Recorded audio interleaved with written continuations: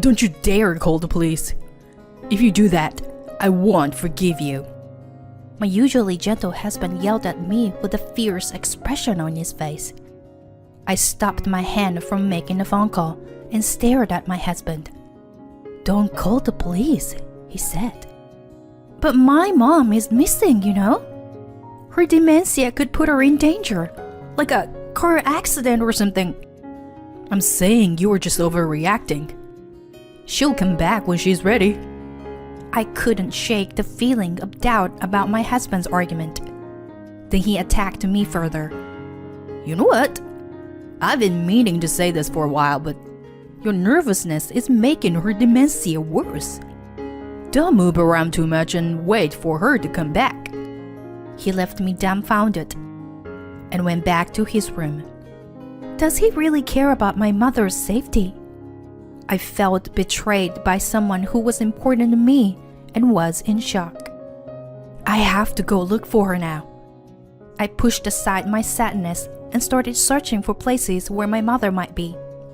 This wasn't the first time my mother disappeared. It started a few months ago. What?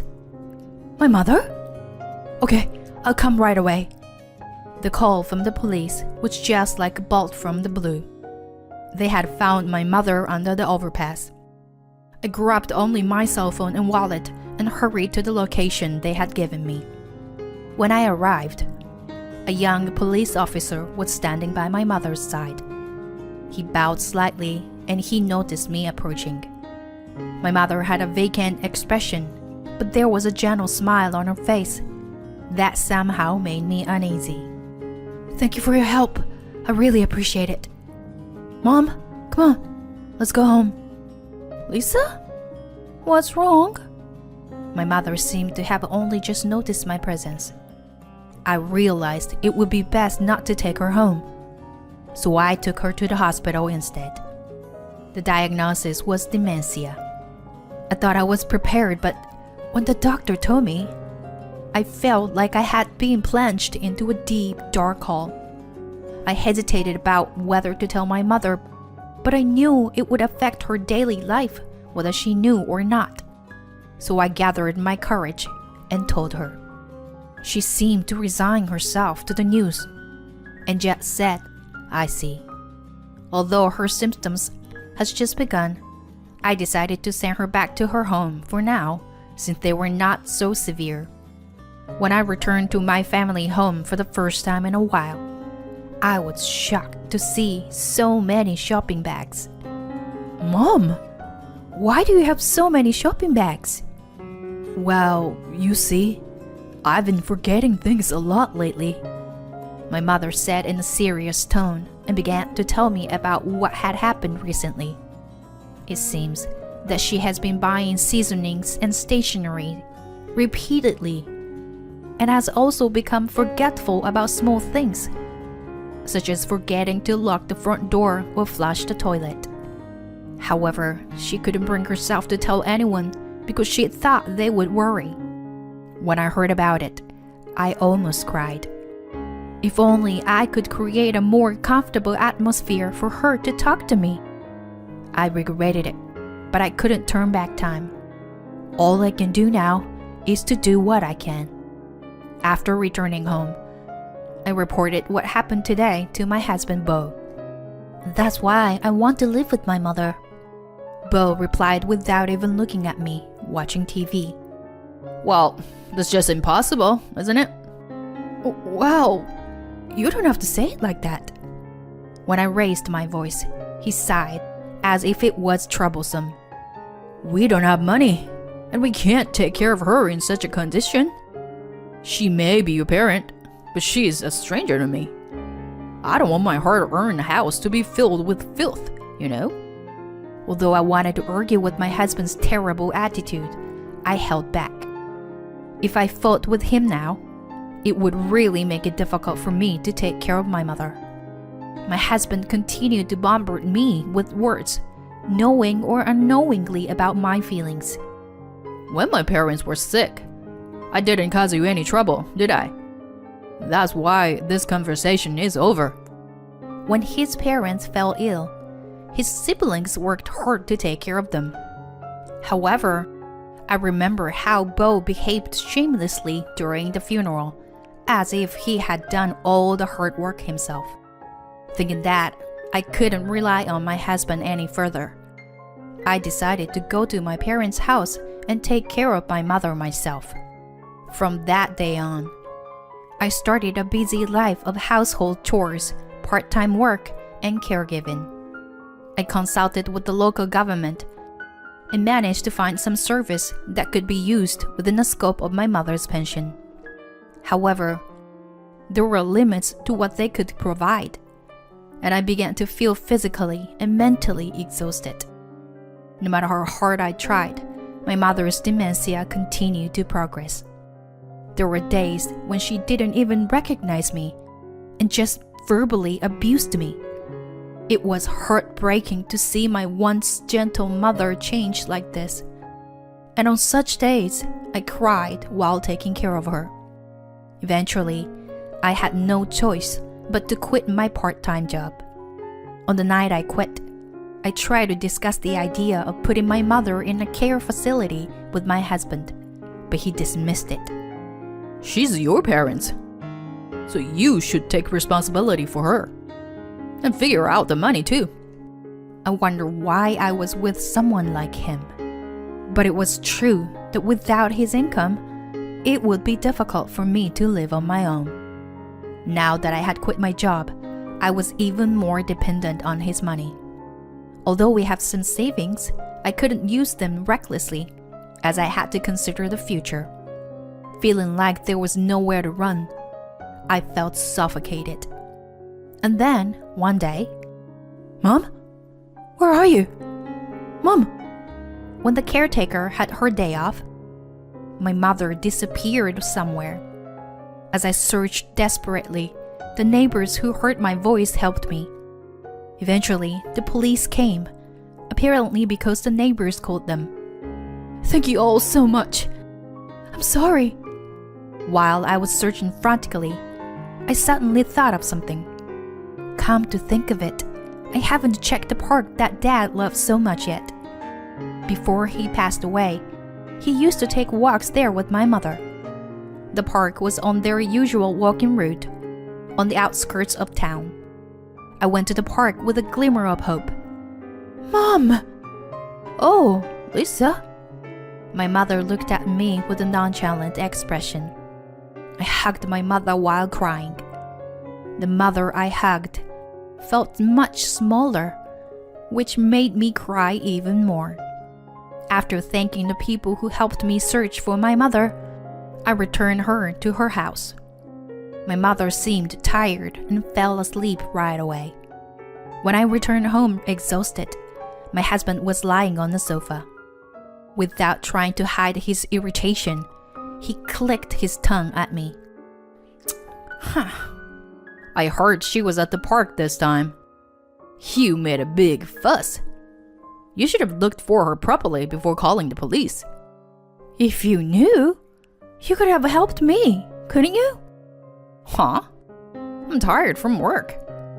I'm different from you, who have nothing to do every day. I felt something snap inside me at those words. While looking at his back, I decided that I wanted a divorce. However, an event occurred that shook my resolve. Suddenly, my husband started helping with everything. He would take the initiative to drive and buy bulky items like diapers and water. He even changed the furniture arrangement at my parents' house to make it safer. Although I was initially taken aback by the sudden change, the fact that he was helping me reduced my burden considerably. Not only did I feel physically revealed, but also felt that I wasn't alone, which helped me recover mentally. My husband no longer got angry when I had to leave the house all day for caregiving on holidays. I didn't know what caused the sudden change, but it was definitely appreciated. In the midst of my lonely struggle, it felt like a ray of hope had pierced through. Those days continued for a while, And then my mother left the house again. When I hurriedly tried to find her, my husband stopped me. Calm down. She'll come back. It's possible, but something might happen this time. We should report it just in case. As soon as I said that, my husband's expression changed. Don't you dare call the police. I won't forgive you if you do. He shouted with a fierce expression. My hand that was about to make the call stopped completely when I saw his face. He must have noticed my change of expression and forced a smile. Nah, I mean, if we report, she will get hurt, you know? She's probably just around here somewhere as usual. With that, my husband hastily went back to his room. His shouting voice continued to ring in my ears, and I couldn't shake it off. So I slumped down where I was. I clenched my fist tightly and tried to calm myself down before leaving the house to look for my mother. As I walked around looking for her, I spotted her coming out of a convenience store near the house. I rushed over to her and saw that she was carrying a shopping bag. Mom, what are you doing here? Lisa, I just came to buy some snacks and tea. You need them when you have guests over, don't you? We already have more than enough at home, but I just couldn't resist. I bit my tongue and tried to force a smile. You're right. Let's go back home. Oh, and you want one, Lisa? I shouldn't leave my mother alone for too long. I knew my husband might object, but I thought it would be better for us to live together. When we got home, I could hear my husband talking on the phone. What are you doing? We arranged to do it today, Since the helper was off. Come on, Don't tell me you forgot. Bo? What is he talking about? I thought something was suspicious, so I deliberately made some noise as I entered the house. My husband quickly hung up the phone and put on a fake smile as he let my mother inside. That night, I got up quietly so as not to wake my mother and my husband. I used fingerprint authentication to open his phone and looked at his messages. There were a lot of exchanges with a woman named Amber, and from the contents, it seemed like she was his mistress. There are mountains of photos of luxurious restaurants and trip that they went together, uploaded on the message app. I wonder where all this money is coming from for such extravagance. I hastily checked our joint account balance and was surprised to find that it had decreased by more than half. Surprisingly calm, I tried to imagine the situation and my husband's intentions. He was cheating on me with Amber and was spending money on her. But that wasn't enough. He intended to take my mother's life insurance with Amber's help. He probably planned to use my mother's wandering to cause an accident. I quickly saved evidence of his affair and made up my mind to divorce him no matter what. Later, a friend introduced me to a lawyer, and I also tried to keep a diary and increased the number of days I had caretaker. I collected as much evidence as possible to trail my husband, and eventually, Amber's true identity came to light. She was the wife of a man named Ricky, who was my husband's colleague.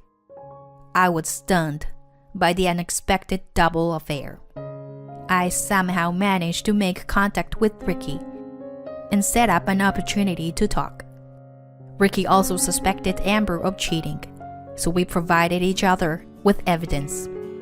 Amber was a former caregiver and knew how to deal with the elderly with dementia. Ricky said that she probably planned a strategy. I was clear that they were trying to cause an accident to get my mother's life insurance. I told Ricky that I wanted to stop them and arrest them on the spot, and he agreed to help me willingly. Several days later. We're taking off for walk. Shall we? Yes, yes. I watched with a smile as my husband and my mother left. I secretly attached a voice recorder and GPS to my mother's clothes and followed behind them so they wouldn't notice. My husband pulled my mother to the park without waiting for her to respond. Then brought her to the middle of a path and tried to leave. What are you doing, Bo? Huh? Lisa, where are you planning on going? Leaving my mom? No, it's not like that. This is... At that moment, another couple appeared, essential to the plan. Ricky grabbed Amber's arm and stood her in front of my husband. He threw her bag on the ground, and the bottle of sleeping pills spilled out. My husband realized there was no turning back and kneeled on the ground. We weren't planning on causing any harm. We just wanted to put her to sleep and leave her somewhere far away. What? That's already harmful. What are you thinking? It seems that they were planning to abandon her in an unfamiliar place, hoping that she would get into an accident so that they could receive the insurance money. He believed that he could then live happily ever after with Amber on the run. Ricky and I were both disgusted and immediately told them we wanted a divorce. Although they couldn't be charged with actually kidnapping or harm, we wanted to end our marriage with these people as soon as possible. My mother stood there, looking like she couldn't understand anything that had just happened. I took her hand and left the scene. A few years later, Ricky came to visit me. Thank you for coming. I appreciate it. It's the least I can do. In the photo displayed on the altar, my mother was beaming with a smile. Thanks to the voice recorder I had on my mother's clothes, we had the evidence we needed to claim compensation. Around the same time, Ricky changed his job and became an influential employee at a large corporation in the industry. As a result, my ex-husband's bad reputation spread throughout the industry, and he could not find work in the same field. It seems that once he became unemployed, his relationship with Amber became strained. After all, she was only interested in his money. As the progression of dementia advanced, my mother peacefully passed away 3 years after I started taking care of her. In her final years, she was unable to recognize me. However, she said, "Thank you, Lisa," before falling asleep for the last time. Despite all the hardships, I felt a profound sense of loneliness and emptiness after her passing. I served Ricky some tea, and we chatted for a while before he asked me a question. What are you going to do now, Lisa? To be honest, I don't know. I've lost both my parents, got divorced, and ended up alone. But maybe this is a new beginning for me. I've gained freedom, even though I've lost a lot. Well, I'm thinking of traveling to the places where my parents have fond memories. That sounds like a great idea. As we talked, I felt like the photo of my parents on the table was smiling at us.